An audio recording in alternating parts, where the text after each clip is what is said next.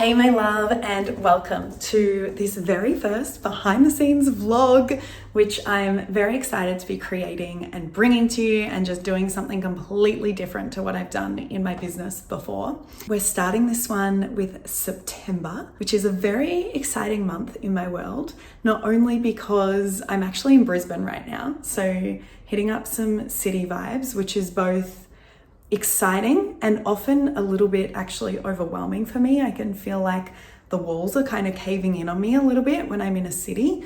And when I spend time here, it's right in the heart of the city. And I'm here because my partner lives here. He runs his business from here. My dad also lives here, but also because we are doing some travel toward the end of the week to Melbourne.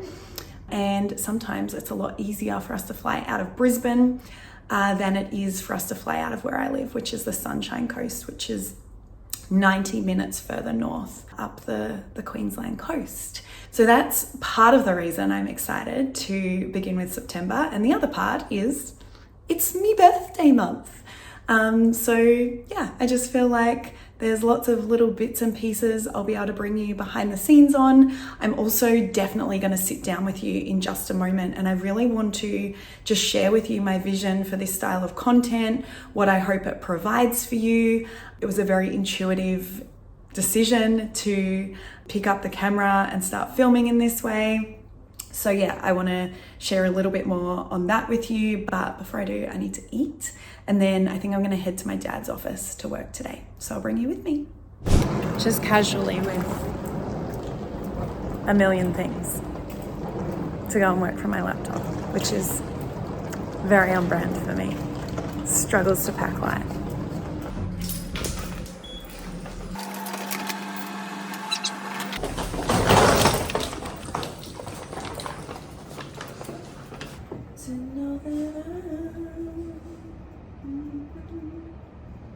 So when I got to my dad's office, I discovered that there was actually noisy pressure washing of all the external walls going on, which was obviously not a vibe or ideal sound situation for filming.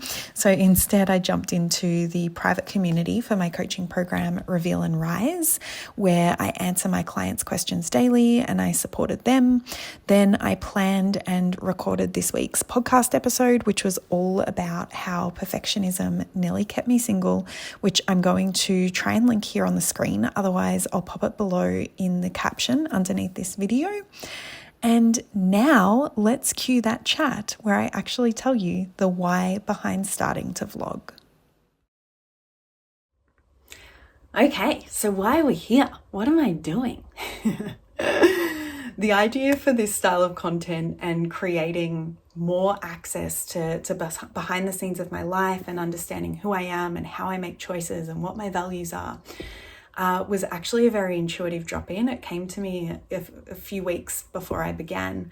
I was filming content at an Airbnb and I was doing a meditation, and the idea just appeared to me there. And so that thread appeared and I've decided to follow it. And it probably came from this questioning of, what can I bring into the business that feels new, that feels exciting, that feels playful, that feels fun, that feels kind of like an adventure and not necessarily something that like has to be done as a task.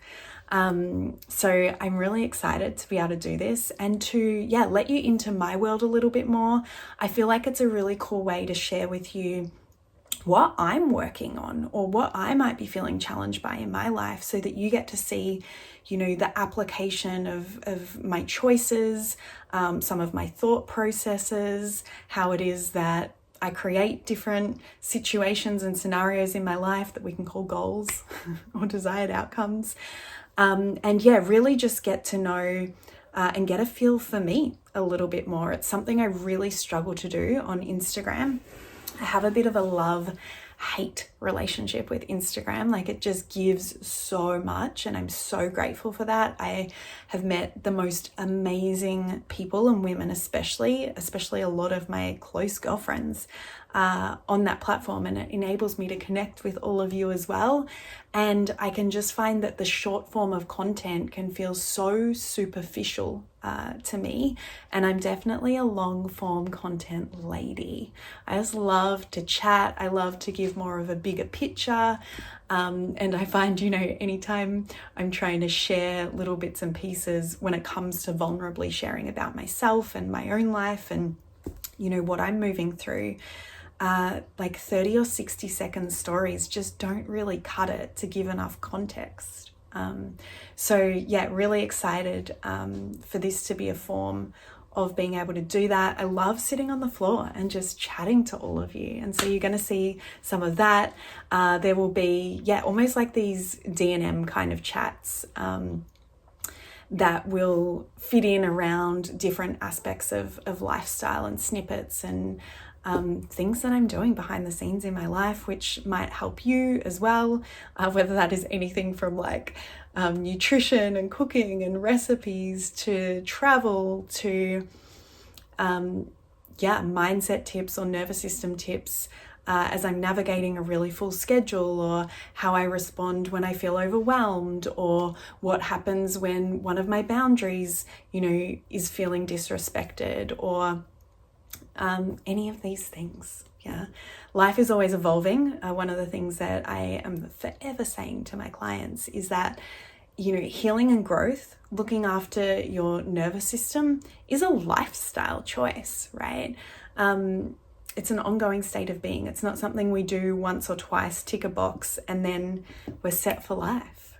It really is a deeper understanding of self that becomes easier and easier, and something that you think about only as much as brushing your teeth when you really learn how to work with your mindset and your nervous system. And so actually, if this is the first piece of content you're seeing from me, we've never connected before. How rude of me. I'm Gemma. I've been working for 7 years with women, helping them to build confidence in their mindset and heal the stress response in their nervous system of fight, flight, freeze, fawn. My expertise is in the subconscious. I absolutely love it. So I teach women how to come down out of their head and overthinking and trying to logically solve everything, and bring the somatic magic into their inner work as well. So that looks like using the subconscious and learning how to retrieve answers from the subconscious, so that you can resolve and say goodbye to, past trauma, unresolved significant events from the past as well, limiting beliefs like I'm not good enough, no one likes me, I'm failing, coping mechanisms like perfectionism, people pleasing, burnout, anything that feels like self-sabotage or resistance that's getting in the way of you, moving forwards. Lots of inner child work, but then equally just as much work somatically in connecting with our intuition, and even using that as a line of communication and access to, depending on your spiritual beliefs, whether that is God, the universe, consciousness, to gain clarity and move forwards and evolve in a direction that lights us up inside and that feels really true to us and authentic to us, even though that can feel like terrifying and so scary simultaneously. It's often like these leaps of faith where you don't know what's going to happen yet, and it feels like you can plummet to your death as you're like taking this leap. And so the more confidence that we can have that we're moving in a direction that is true and right for us, and that we're doing that in an efficient way, and we can decipher between what is fear and what is intuition, all that is absolutely my jam as well. And something that's a non-negotiable for me, whilst my coaching is zero bullshit. Like, we are having the clean, honest conversations about the exact things that need to change. Truth is my highest value. So my job is a lot of fun for me.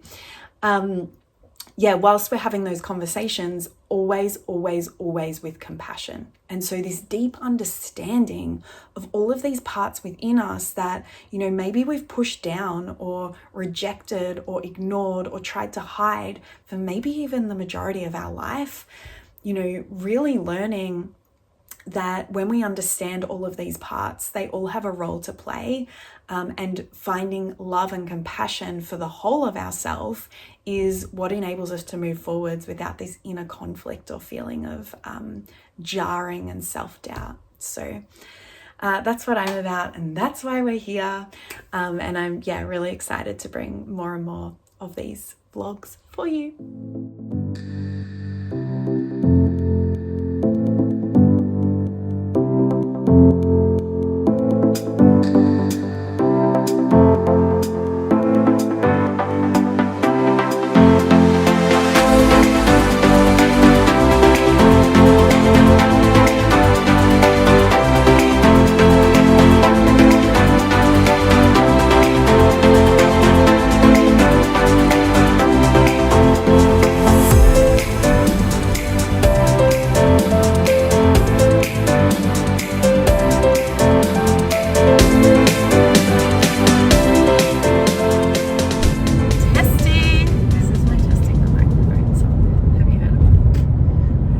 Testing the microphone, testing. Do you like it? Yeah, it's great. What about a gimbal test? I definitely cannot drive this yet. Okay, it is Friday. I started filming this vlog on Monday, so it's been a week in Brisbane, and we have just touched down and landed in Melbourne for a long weekend here visiting family and friends. Your first trip, Harry? Yes. Chauffeur. And it is potentially the most excited I've ever been to come back to Melbourne. I do love coming back for the people, especially my niece and nephews. But as a city and like a location, especially weather-wise, doesn't really grab me anymore. Ooh, there's a Ferris wheel in the background. But I'm most excited for two reasons. One is I have packed this extra little bit of special baggage. The second being is I've barely left the coast this year, and I wanted to share this with you because, so where I live on the Sunshine Coast, really small, slow, regional living, and so my best self, or like my most joyful expression of self, has a break from that once a month or once every 6 weeks, even for a weekend. And I actually set a goal last year that has definitely not transpired or been something that has come to life or been able to be prioritized. And that's been annoying at times, but I really wanted to share the behind the scenes of this and how I've worked through it, because I don't think many people talk about, you know, setting a goal or setting an intention for the year and then having that not happen, and the bigger picture around that. I'm also trying to drive this, what is called a gimbal, and not doing the best job of it. But essentially at the end of last year, I really felt towards the end of November I was ready to set my goals for this year 2024, and one of the goals that I set was very much around travel, adventure, spontaneity, fun, engaging with life, engaging with the world. And I had planned to probably every 3 months be overseas and be traveling, especially to Bali, because I love it there. And I'd just gotten, late last year I went, and it was just such a great fit for a working trip and a working holiday.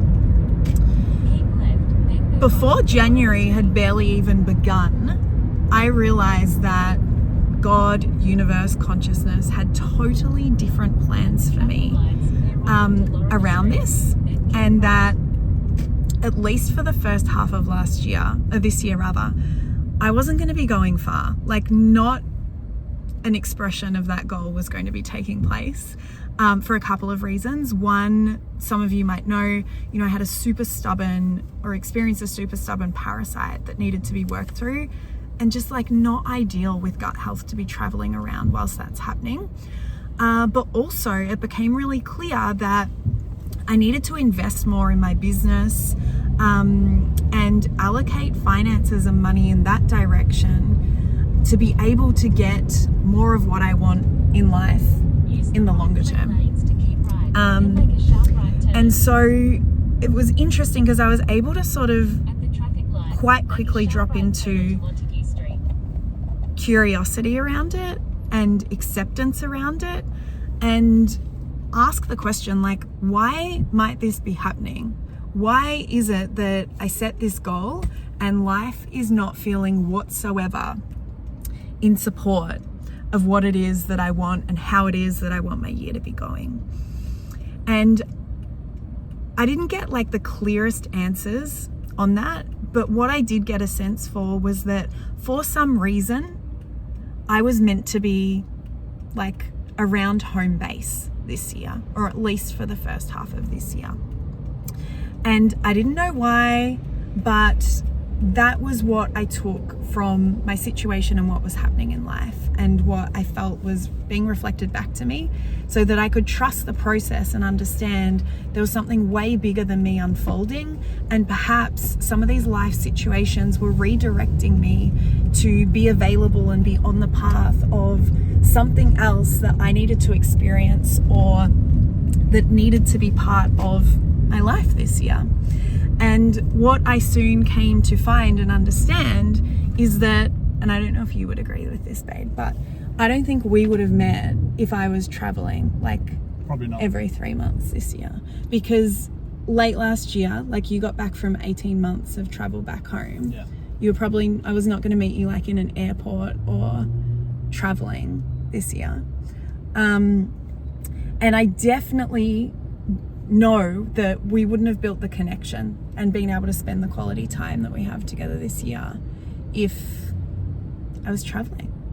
And so it can be really easy to like get frustrated and, you know, feel burdened or resentful, or get stuck in the stories and the patterning of a mindset that things are really hard, they're not working out, this isn't what I wanted. Along these lines, when we set a goal and things don't go to plan, or the vision of the year unfolding, or whatever season of life is not how we thought it was meant to be. And one of the most useful things that I find is, in addition to being real with that and feeling that, and, you know, expressing the frustration or expressing the sadness or the anger or the hurt or the grief around that, is asking bigger picture, high quality, curious questions as well, and expanding your mindset out beyond, you know, the micro detailed focus of this particular thing I want, or this particular goal I've set isn't here and it isn't here now, because a lot of the story that I will see women tell at the end of that is, and so it never will be. So I just thought I'd share that with you.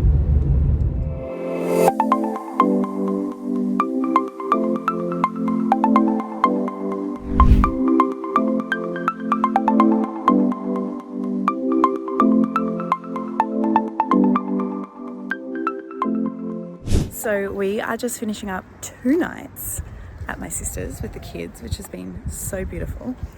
Very sunny, which I'll take, very unlike Melbourne.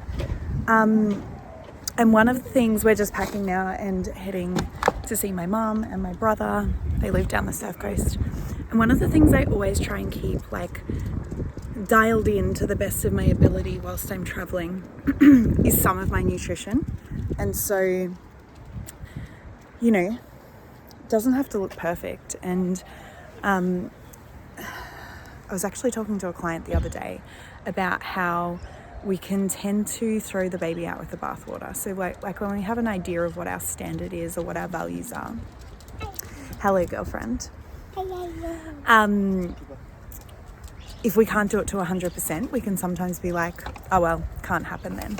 Whereas sometimes 50% is actually still amazing. And when we give ourselves permission to do things at like even 30% when we're traveling, but 50%, whatever feels good for you, we just get to, you know, stay on track and still keep up and still live from our values. Bye. Bye.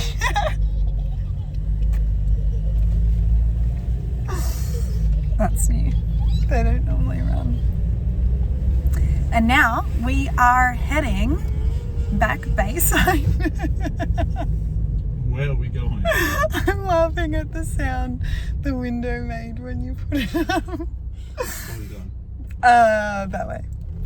Harry's not so impressed with our hire car.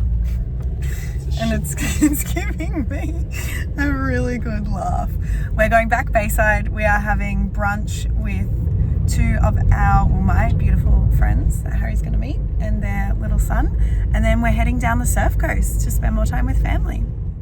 So the message I was trying to communicate before, but felt like I was rambling, got a bit distracted. My niece wanted in on the show, was that when we're traveling and things it feels like maybe a less controlled environment, things are a little bit more unpredictable, it can be one of those opportunities for us to lean into changing a pattern of perfectionism. And so what that can look like, we all have different values, but one of my core values and very highly ranked values is holistic health, and a huge part of that is nutrition, especially given I haven't been so well lately. And what I can see with the perfectionism pattern is that overwhelm can build, and then sometimes we can throw the baby out with the bathwater, meaning we're like, oh, if it can't be the way I need it to be and the way I want it to be and the way that it would feel perfect and like I'm ticking all the boxes, then nothing is good enough. And we can be living out of that overwhelm instead of maybe realizing, could this be an opportunity for me to actually let myself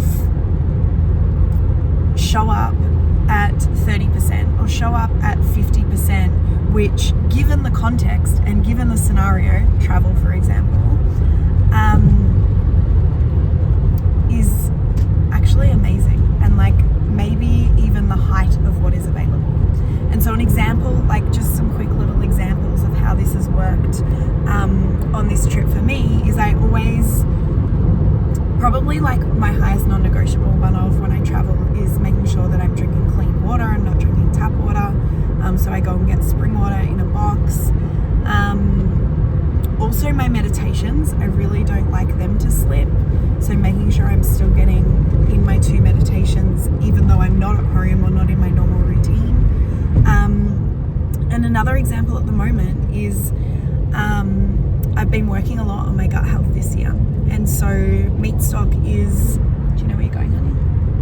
Yeah. Meat stock is a big inclusion as part of that. And we're away for 5 days in the end, and I didn't really want to break that rhythm. And so I just made sure that I went to the supermarket, got some quick organic meat on the bone, made that up yesterday, and like it's not super convenient to be traveling with it. And like I don't love traveling with things in plastic, or like not necessarily traveling, I don't like storing anything in plastic. It's in plastic. And so it's just like letting some of these things be okay rather than creating stress and overwhelm in the body or letting it ruin your day. So an invitation, if you're noticing that maybe when your responsibilities or like your load is a little bit higher, or you're traveling, or there's some sort of adjustment to your day-to-day rhythm and routine, can you let yourself just show up amazingly 30% of the way or 50% of the way, and maybe even acknowledge that on that particular day or for that particular time period, that is you giving it 100%.